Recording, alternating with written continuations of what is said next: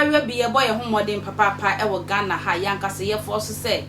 ye beye bibi anase japade bi edi esi wo Slay Queens fo no wo ho e na yi a yi Rasta ladies ne so wo wa ye so ye boy ho modern kakra kakra e ye abawe nurse ne bi a wo siesie sika kakra kakra edi esi ne dan kakra kakra no akromfo edi nebu ma ye ntie mu nkyeremu ma me se obe like your attention ama e wate na wa ponchi adoma no so senior notification bi e be fi attention bebe bia won so won sa ebe kan bi eye former police for any former soldiers yeah ene di sa adewe won se police for ni bi won modi nkwasese dan pale apamon sa na soldier for ni bi so di nkwasese mo ya pamon wa begu fie na ntale ne de wo gu mo bag ma abanya nji a wo mo de aba fie ebe tana wo mo ba fie no seven kwase ade a wo mo de atale no eye no Enkrahaya one of the banks abayo bi ko yisika eye 400 million na odi kwakoye ne japade sankrofo bi ewo eye bank ho a omo tete wo mo hwe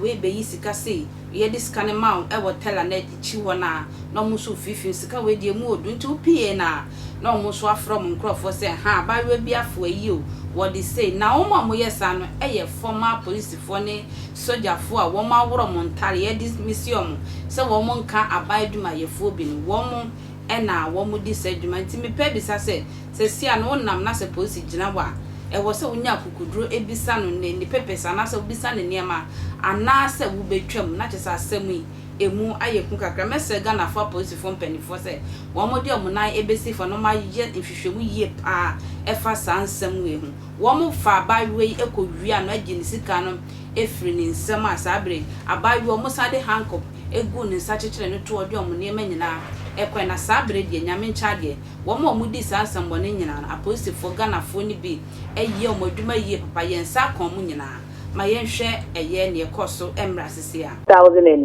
2023 until last year. Na nipa asemi fa no hono ni din de Shelley Asafuaje oye nurse ni ono na eye match ni mu last year okoye okoyi sika e wo commercial bank e wo Ashalebutwe eye 40,700 cedis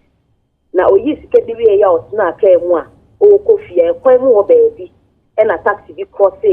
car na otimu no e na nkofo nine APF car ni mu na nkofo nine no din di Michael Bafo ni otosumi no di Isaac Amejo na Sadiq Muntakilu na nipa otosu nine no de we dwane nta posifo anya lidi nti nipa miensa we nti sa amre na omo ye nine na omu PF car mo mo twi nurse ni ya wa koyi ni sikai na omo de ne share taxi ni mu no omo de ne share taxi omo timu no no na omo driving ne call baby a eye University of Ghana Medical Center ho no mu baby bush bi wo no omo de ne ko share wo no mo to share ne so omo to share ne so no mo yi ni sika o tete mo te hwe wanye din wa ha ye be bo wutu ekumu na tobe no mo ji ni sika ne iPhone 11 Pro Max na ekura no no mo ja ni tu rem wo no mo tu mo ka no mo koye no so ye boko saa no pie ba kwan no ho na ngofo bi omo tonku bi eboa no ma odwane to aposifo wo legon na okoye complain na police fo ye nhwehwemu no mo hu se Michael Bafo yi oye oseni aya pamo no Isaac Amejo so eye police ni aya pamo no Sadiq na otoso miensa no ono no oye timemuni a onye adwuma na sambe no kwa na omude taxi ne cross o abayiwa na omuji ni sika ni free ni ntem no na Isaac Amejo no police ni na ya pamo no no she police uniform na when ya twa na omo miensa ba be na Accra Circuit Court na kwedwa ide ko omo ne se omo koma dwin bo mu se omo be bokro no na kono no so ampani ampan so omo boy 82 count no te mo for Evelyn Asamoah etina leje mu a ode asem woni tudwa no o say mo police ni ani oseni mo ye banbofo anke wo se munim emra no na afen so asem we ba e kura mo nya nuhu bia na afen boni na mo di emu odu ankasa enti o hwe no so na odi bua asem no na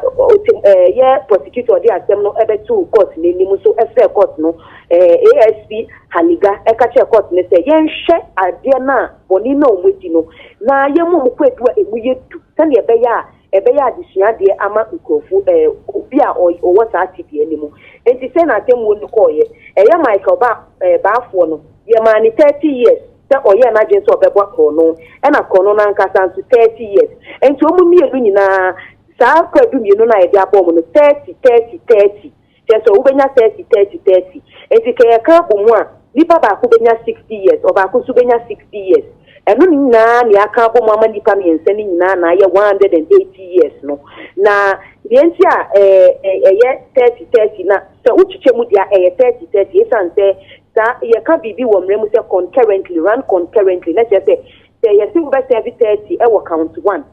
na ne yɛtɔ so mmienu nso ɛyɛ 30 a na kyerɛ sɛ ne yɛka sɛ concurrently na kyerɛ sɛ ne nyinaa it will start at the same time nti wo serve for count 1 no 30 wo serve for count 2 no 30 ti yɛka bɔ mu deɛ a na ɛyɛ 30 years but sɛ woka mu nyinaa deɛ nipa mu na wokyekyɛ mu a ɛna ne nyinaa ɛka kɔsi 180 years nti saa mmere saa nipa mmiɛnsa wei deɛ ɔmo nyinaa ɛkɔda efiase 30 years nso wokeka ne nyinaa bɔ mu a ɛne kwadu na yɛde abɔ mu na ɔmo mmiɛnsa nyinaa ɛka bɔ mu yɛ 180 years mepɛ sɛ mebisa sɛ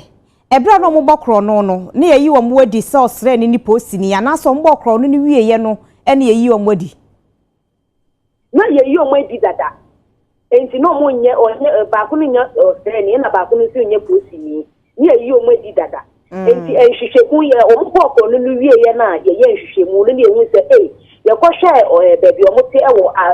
amoto way stretch no so ɛhɔ mo na ɛyɛ a ɔmo kɔtɛ ɛhɔ no mo ɛne ehu sɛ military uniform ɛwɔ ɛyɛ baako yi a ɔyɛ ɔsrɛ ni a yɛyi n'akyi ɔwɔ military uniform wɔ ne dɛm ɛna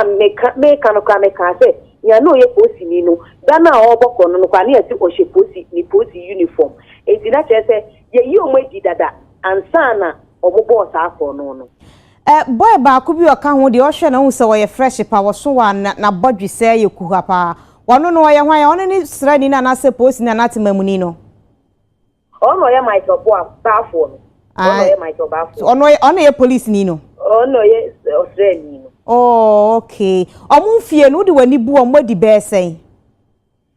kwadubofo no amfa omunfie antudwa nkata na se homa ye nsaka ye no na omunfie ni so enti no omo no mintumi nka ho asem krono omo boye any ejuma na omo ye mum na ewo court crack so ana chesa posifo no ye pamu bia ntale no ewo ho ana so omo na ekopama na abanje na omo akopam bia hye esese hwe obia ehwe ye police fo omo se omo ye adanfo nti ye nam na se police hia ewo se ye nso ye nya kokuduro ebisa omo particulars kire se wo mo so omo ya police fo anya sa dia wo mo bekum ye edi ye wusa makra